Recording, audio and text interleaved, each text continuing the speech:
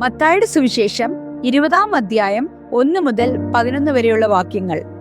സ്വർഗരാജ്യം തന്റെ മുന്തിരിത്തോട്ടത്തിൽ വേലക്കാരെ വിളിച്ചാക്കേണ്ടതിന് പുലർച്ചയ്ക്ക് പുറപ്പെട്ട വീട്ടുടയവനോട് സദൃശ്യം. വേലക്കാരോട് അവൻ ദിവസത്തേക്ക് ഓരോ വെള്ളിക്കാശ് പറഞ്ഞിട്ട് അവരെ മുന്തിരിത്തോട്ടത്തിൽ അയച്ചു. 3-ാം മണി നേരത്ത് പുറപ്പെട്ട് അവർ ചില ചിന്തയിൽ മിനക്കെട്ട് നിൽക്കുന്നത് കണ്ടു. 3-ാം മണി നേരത്ത് പുറപ്പെട്ട് മറ്റു ചിലർ ചന്തയിൽ മിനക്കെട്ട് നിൽക്കുന്നത് കണ്ടു. നിങ്ങളും മുന്തിരിത്തോട്ടത്തിൽ പോകുവിൻ, ന്യായമായത് തരാമെന്ന് അവരോട് പറഞ്ഞു. അവർ പോയി. അവർ 6-ാം മണി നേരത്ത് 9-ാം മണി നേരത്തും ചെന്നു. അങ്ങനെ തന്നെ ചെയ്തു. 11-ാം മണി നേരത്തും ചെന്നു. മറ്റു ചിലർ നിൽക്കുന്നത് കണ്ടിട്ട്, നിങ്ങൾ ഇവിടെ പകൽ മുഴുവൻ മിനക്കെട്ട് നിൽക്കുന്ന എന്തുകൊണ്ട് എന്ന് ചോദിച്ചു.